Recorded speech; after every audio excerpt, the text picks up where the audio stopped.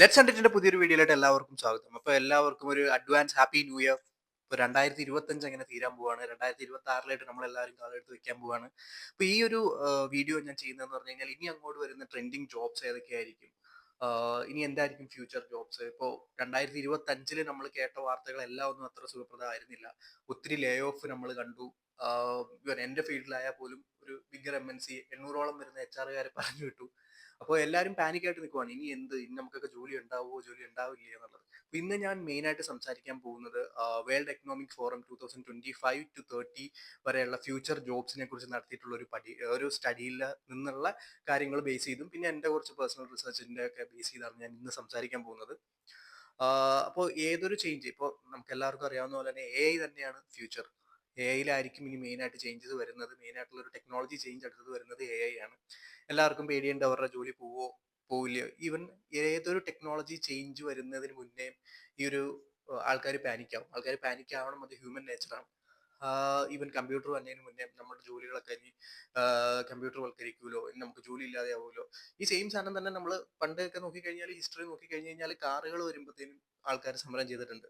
Motor കാറിനെതിരെ ഒക്കെ സമരം ചെയ്തതൊക്കെ നമുക്ക് ഹിസ്റ്ററിയിൽ കാണാൻ പറ്റും. അപ്പൊ ഏതൊരു ചേഞ്ച് വരുമ്പോഴും നമ്മൾ അതിനെ ഒന്ന് എതിർക്കുക എന്നുള്ളത് നമ്മുടെ ഒരു ഹ്യൂമൻ നേച്ചറാണ്. പക്ഷെ ടെക്നോളജി ചേഞ്ച് നമ്മൾ ആര് വിചാരിച്ചാലും പിടിച്ചു നിർത്താൻ പറ്റില്ല. നമുക്ക് ചെയ്യാവുന്നത് ഇത്രയേ ഉള്ളൂ, അഡാപ്റ്റ് ചെയ്യുക.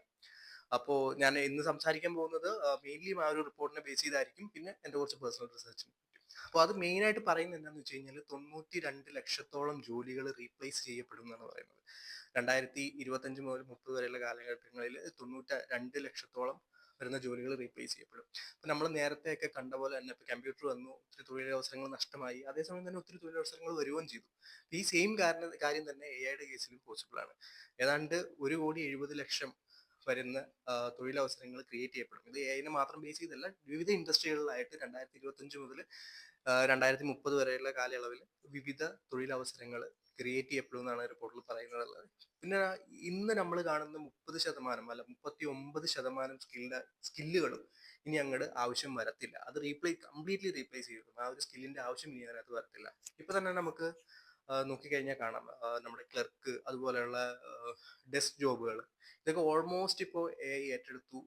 ഓൾമോസ്റ്റ് റീപ്ലേസബിൾ ആണ്. പക്ഷെ നമുക്ക് വരാനായിട്ട് എന്തുകൊണ്ടാണ് ഈ IT-യിൽ ഇത്രയും ലേ ഓഫുകൾ നടക്കുന്നതെന്ന് വെച്ച് കഴിഞ്ഞാൽ, IT-യിലാണ് ആദ്യത്തെ ചേഞ്ച് വരുന്നത്. ഈ ഫസ്റ്റ് ലൈൻ ഓഫ് ഡിഫൻസ് എന്നൊക്കെ പറയുന്ന പോലെ IT എന്നും വളരെ അപ്ഡേറ്റഡ് ആയിട്ടുള്ള ടെക്നോളജിയിൽ വർക്ക് ചെയ്യുന്ന ഒരു ഇൻഡസ്ട്രിയാണ്.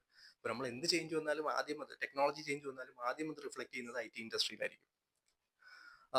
ഇതുപോലെ തന്നെ നമ്മൾ ഇപ്പോൾ ചേഞ്ചസിനെ കുറിച്ച് സംസാരിക്കുകയാണെന്നുണ്ടെങ്കിൽ, ഇപ്പൊ ഈ ഒരു സ്റ്റഡി, ഞാൻ പറയുന്ന ഒരു സ്റ്റഡി നടന്നിട്ടുള്ളത് 1000+ എംപ്ലോയേഴ്സ്, 5+ എക്കോണമീസിൽ വിവിധ 22 ഡിഫറെന്റ് ഇൻഡസ്ട്രീസിലായിട്ടുള്ള അവർ നടത്തിയ സ്റ്റഡീസിന്റെ റിപ്പോർട്ടാണ്. അപ്പൊ നമുക്ക് ഡിപ്പെൻഡ് ചെയ്യാൻ പറ്റുന്ന ഒരു റിപ്പോർട്ട് ഇതാണ്. വേറെ ഒത്തിരി റിപ്പോർട്ടുകളും സ്റ്റഡീസും എല്ലാം വന്നിട്ടുണ്ട്. പക്ഷെ അതിനകത്തൊക്കെ എനിക്ക് കുറച്ചുകൂടെ ഇൻട്രസ്റ്റിംഗ് ആയിട്ട് തോന്നിയത് ഈ ഒരു റിപ്പോർട്ടാണ്.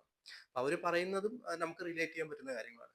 അപ്പൊ ഈ ഒരു റിപ്പോർട്ട് വെച്ച് നോക്കുകയാണെന്നുണ്ടെങ്കിൽ ഏറ്റവും ചേഞ്ചസ് വരുന്നത് ടെക്നോളജി തന്നെയാണ്. ആണ് മെയിൻ ചേഞ്ച് ആയിട്ട് വരുന്നത്. അപ്പൊ ഇനി അങ്ങോട്ട് പോകും തോറും മെയിൻ ആയിട്ടുള്ള ജോബ്സും കാര്യങ്ങളും എന്നൊക്കെ പറയുന്നത് ബേസ്ഡ് ആയിരിക്കും. ഇപ്പോൾ നമ്മൾ ചെയ്തുകൊണ്ടിരിക്കുന്നതൊക്കെ ഓട്ടോമേഷനിലും യിൽ കോഴ്സുകളും ചെയ്യുക, എഞ്ചിനീയേഴ്സ്, അതുപോലെ തന്നെ റോബോട്ടിക്സ്, ഇതിനകത്തേക്കുള്ള സാധ്യതകൾ വളരെയധികം കൂടാനായിട്ട് ചാൻസ് ഉണ്ട് ഇനി വരും വർഷങ്ങളിൽ.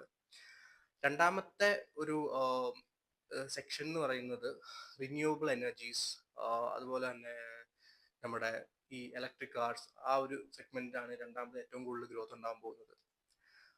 പിന്നെ വരുന്നതാണ് വളരെ ഇൻട്രസ്റ്റിംഗ്. നമുക്ക് ഏറ്റവും കൂടുതൽ ഈ ഒരു റിപ്പോർട്ട് വായിച്ചപ്പോൾ എനിക്ക് ഏറ്റവും കൂടുതൽ ഇൻട്രസ്റ്റിംഗ് ആയിട്ട് തോന്നിയിട്ടുള്ളത് ഈ ഒരു കാര്യം തന്നെയാണ്, ഈ ഏജിങ് പോപ്പുലേഷൻ. അതായത് ഇന്ന് നമുക്ക് ഇന്ത്യ തന്നെ എടുത്ത് നോക്കിക്കഴിഞ്ഞാൽ അറിയാം, പല വീടുകളിലും അച്ഛനമ്മമാർ മാത്രമേ ഉള്ളൂ, ബാക്കി മക്കളൊക്കെ പുറത്താണ്. അപ്പോൾ ഇവരെ നോക്കാനുള്ള ഒരു കെയർ ഹോം, അതുപോലെ തന്നെ നേഴ്സിംഗ്, ഇതിൻ്റെയൊക്കെ ഓപ്പർച്യൂണിറ്റീസ് വളരെ ഹൈ ആയിട്ട് പോകുന്നതാണ് പറയുന്നത്. 2030 ആകുമ്പോഴത്തേനും എനിക്ക് തോന്നുന്നത് ഇപ്പൊ ഈ കെയർ ഹോം എന്നുള്ള സെറ്റപ്പ് ഒക്കെ ഇപ്പൊ UK മാത്രമേ ഉള്ളൂ. ഇത് നമ്മുടെ ഇവിടെ ഇന്ത്യയിൽ അടിപൊളിയായിട്ട് വരും. കാരണം ഒത്തിരി ആൾക്കാർ തന്നെ ഇല്ല. ഇപ്പൊ UK പോയതൊക്കെ റിവേഴ്സ് മൈഗ്രേഷൻ അതിന്റെ കൂടെ നടക്കുന്നുണ്ട്. ബട്ട് എന്നാലും നമ്മുടെ ഒത്തിരി വീടുകളിൽ ഇപ്പൊ തന്നെ ഒത്തിരി വീടുകളിൽ മാതാപിതാക്കൾ മാത്രമേ ഉള്ളൂ. അപ്പോൾ കെയർ ഹോം സെറ്റപ്പ് ഒക്കെ നമ്മുടെ ഇവിടെ ഇനി വരാനിരിക്കുന്നുള്ളൂ. എനിക്ക് തോന്നുന്നത് വരും വർഷങ്ങളിലൊക്കെ ഹെവി ഇൻവെസ്റ്റ്മെന്റ് ആ ഒരു രീതിയിൽ, ആ ഒരു ഏരിയയിലായിട്ട്, ആ ഒരു സ്പെസിഫിക് ഇൻഡസ്ട്രിയിലായിട്ട് ഉണ്ടാവുന്നതാണ്. ഈ ഫാസ്റ്റസ്റ്റ് ഗ്രോയിങ് ജോബ്സ് നമ്മൾ നോക്കിക്കഴിഞ്ഞ് കഴിഞ്ഞാൽ ഇനി വരും വർഷങ്ങളിൽ ഫാസ്റ്റസ്റ്റ് ഗ്രോയിങ് ജോബ്സ് ഒന്നാമത് ഞാൻ പറഞ്ഞ പോലെ തന്നെ A I technology related skills ഒക്കെ തന്നെയാണ് വരുന്നത്. എ ഐ എഞ്ചിനീയർ അതുപോലുള്ള സ്കില്ലുകൾ വരും. ഇപ്പൊ രണ്ടാമത് വരുന്നത് ഫ്രണ്ട് ലൈൻ ജോബ്സ് ആണ്. അത് ഡ്രൈവറുടെ പണികൾ ഇൻക്രീസ് ചെയ്യും. അതുപോലെ തന്നെ ഡെലിവറി ഏജൻസ്, ഇപ്പൊ ഈ ഡ്രൈവർ ആയാലും ഡെലിവറി ഏജൻസ് ആയാലും റോബോട്ടും കാര്യങ്ങളൊക്കെ വരും. പക്ഷെ എനിക്ക് തോന്നുന്നില്ല ഒരു അടുത്ത 10 ഇയേഴ്സിലേക്ക് അത് കംപ്ലീറ്റ്ലി റീപ്ലേസ് ചെയ്യും എന്നുള്ളത്. ആഹ് ഈ ഒരു റിപ്പോർട്ട് പ്രകാരം നമ്മൾ സംസാരിക്കുകയാണെന്നുണ്ടെങ്കിൽ ഈ പറയുന്ന ഫ്രണ്ട് ലൈൻ വർക്കേഴ്സിന്റെ ജോലി കൂടാനാണ് സാധ്യത. അവരുടെ ജോബ് വേക്കൻസീസ് എല്ലാം കൂടാനാണ് സാധ്യതയായിട്ടാണ് ഈ ഒരു റിപ്പോർട്ടിൽ പറയുന്നത്. ഈ ഒരു റിപ്പോർട്ടിൽ മാത്രമല്ല, വേറെ നമ്മളുള്ള റിപ്പോർട്ടുകൾ നോക്കിക്കഴിഞ്ഞ് കഴിഞ്ഞാലും ഈ ഫ്രണ്ട് ലൈൻ വർക്കേഴ്സിന്റെ ജോലിക്ക് ഫാമിങ്, ഡ്രൈവിങ്, അതുപോലെ തന്നെ ഡെലിവറി, ഇതിനൊക്കെ ഓപ്പർച്യൂണിറ്റീസ് ഇനി കൂടത്തുള്ളൂ. പിന്നെ ഒരെണ്ണം പറയാൻ വിട്ടുപോയത് കൺസ്ട്രക്ഷൻ ആണ്. കൺസ്ട്രക്ഷനിലും ഇനി ജോബ് വേക്കൻസീസ് കൂടും. കാരണം ഓഫ് കോഴ്സ് ഈ ഗോയിങ് ഫോർവേഡ് ഒത്തിരി കൺസ്ട്രക്ഷൻസ് വരും, ഒത്തിരി കാര്യങ്ങൾ വരും. അപ്പോൾ ഈ ഒരു മേഖലയിലൊക്കെ അത്യാവശ്യം ജോബ് വേക്കൻസീസ് ഉണ്ടാവും. അപ്പൊ നമ്മൾ ഇത്രയും നേരം സംസാരിച്ചുകൊണ്ട് എന്തായിരിക്കും ഇനി അങ്ങോട്ടുള്ള ജോബ് വേക്കൻസീസും എന്തായിരിക്കും ഓപ്പർച്യൂണിറ്റീസും അങ്ങനെയുള്ള കാര്യങ്ങളാണ് നമ്മൾ ഇനി അങ്ങോട്ട് ഇത്രയും നേരം സംസാരിച്ചുകൊണ്ട് വന്നത്. അപ്പൊ ഇനി നമ്മൾ സംസാരിക്കാൻ പോകുന്നത് ഇനി ഏതൊക്കെ ജോലിയുടെ സാധ്യതകളാണ് കുറയുന്നത്, ഏതൊക്കെ ജോലിയാണ് താഴെ പോകുന്നത് എന്നുള്ളതാണ് നമ്മൾ ഇനി സംസാരിക്കാൻ പോകുന്നത്. അപ്പൊ നമ്മൾ ആദ്യമേ ഞാനൊരു സൂചന തന്ന പോലെ ക്ലറിക്കൽ ജോബ്സ് ഒക്കെ മിക്കതും ഇനി അങ്ങോട്ട് ഒരു ഡൗൺഫാൾ തന്നെയായിരിക്കും. അതിനത്ര വേക്കൻസീസ് ഉണ്ടാവില്ല. എനിക്ക് തോന്നുന്നു ഇപ്പൊ തന്നെ ഓൾറെഡി എ ഐ റീപ്ലേസ് ചെയ്ത് കഴിഞ്ഞു ഓൾമോസ്റ്റ് ക്ലറിക്കൽ ജോബ്സും കാര്യങ്ങളും ഒക്കെ. അപ്പൊ നമ്മൾ പറഞ്ഞു വന്ന പോലെ തന്നെ ഈ ക്ലറിക്കൽ ജോബ്സ് ഒക്കെ മിക്കതും എനിക്ക് തോന്നുന്ന ഒരു നിയർ ഫ്യൂച്ചർ ഒരു 15 ഇയേഴ്സ് ഒക്കെ ആകുമ്പോഴത്തേനും നമ്മുടെ ഈ ഗവൺമെന്റ് ജോബ്സ് ഉണ്ടല്ലോ. അപ്പോൾ പൊതുവെ കണ്ടുവരുന്ന ഒരു തെറ്റിദ്ധാരണ അല്ലെങ്കിൽ എന്ന് പറഞ്ഞു കഴിഞ്ഞാൽ ഐ ടിയിലാണെങ്കിൽ അല്ലെങ്കിൽ പ്രൈവറ്റിലാണെങ്കിൽ നമ്മുടെ ജോലി നഷ്ടമാവും, പക്ഷേ ഗവൺമെന്റിൽ നമ്മൾ സേഫ് ആണ്. പക്ഷെ എനിക്ക് അങ്ങനെ തോന്നുന്നില്ല. കാരണം ഇപ്പോൾ ഓൾറെഡി പറയുവാണെന്നുണ്ടെങ്കിൽ നമ്മുടെ ഈ L D clerk, U D clerk, ഇതുപോലുള്ള ഈ ക്ലർക്കൽ പരിപാടികളൊക്കെ ഓൾമോസ്റ്റ് വേണമെങ്കിൽ നമുക്കത് ഓട്ടോമേറ്റ് ചെയ്യാം. പക്ഷെ നമ്മൾ നമ്മുടെ ഇവിടുത്തെ ഒരു പൊളിറ്റിക്കൽ ആയിട്ടുള്ള കാര്യങ്ങളും അല്ലാത്ത ഇത് ആൾക്കാരുടെ ജോലിയും ഇതൊക്കെ വെച്ചിട്ട്, പക്ഷെ നമുക്ക് ഞാൻ നേരത്തെ പറഞ്ഞ പോലെ തന്നെ ടെക്നോളജി ചേഞ്ച് നമുക്ക് പിടിച്ചു നിർത്താൻ പറ്റില്ല. നമുക്ക് അതിനോട് അഡാപ്റ്റ് ചെയ്യുക എന്നുള്ള ഒരു ഒറ്റ ഓപ്ഷൻ മാത്രമേ നമ്മുടെ മുന്നിലുള്ളൂ.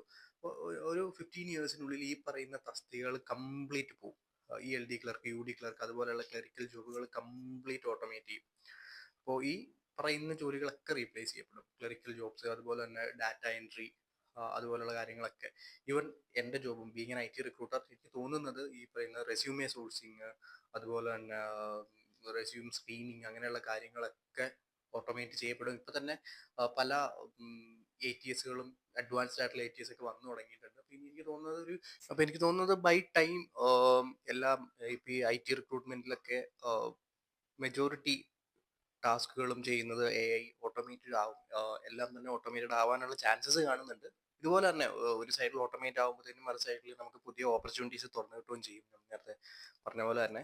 അപ്പോൾ എന്താ നമുക്ക് ഇതിനകത്ത് ചെയ്യാൻ പറ്റുകയെന്ന് വെച്ച് കഴിഞ്ഞാൽ നമ്മുടെ സ്കില്ല് നമ്മൾ പഠിക്കുക. എന്താണ് നമ്മുടെ ഒരു സ്പെസിഫിക് ഡിപ്പാർട്ട്മെന്റ് അല്ലെങ്കിൽ നമ്മുടെ ഒരു കരിയറിൽ വരാൻ പോകുന്ന ചേഞ്ചസ് എന്തൊക്കെയാണെന്ന് നമ്മൾ പഠിക്കുക. അതിന് എങ്ങനെ നമുക്ക് അഡാപ്റ്റ് ചെയ്യാൻ പറ്റും, അങ്ങനെയുള്ള കാര്യങ്ങളൊക്കെ പഠിക്കുക. എന്തൊക്കെയായിരിക്കും പുതിയ ഓപ്പർച്യൂണിറ്റീസ് എന്നുള്ളത് പഠിക്കുക. കാരണം ഇപ്പൊ നമുക്ക് ഗസ് ചെയ്യാൻ മാത്രമേ പറ്റത്തുള്ളൂ. എന്തായിരിക്കും എക്സാക്ട് ചേഞ്ചസ് ഹാപ്പൻ ചെയ്യാൻ പോകുന്നതെന്ന് നമുക്ക് ആർക്കും അറിയത്തില്ല.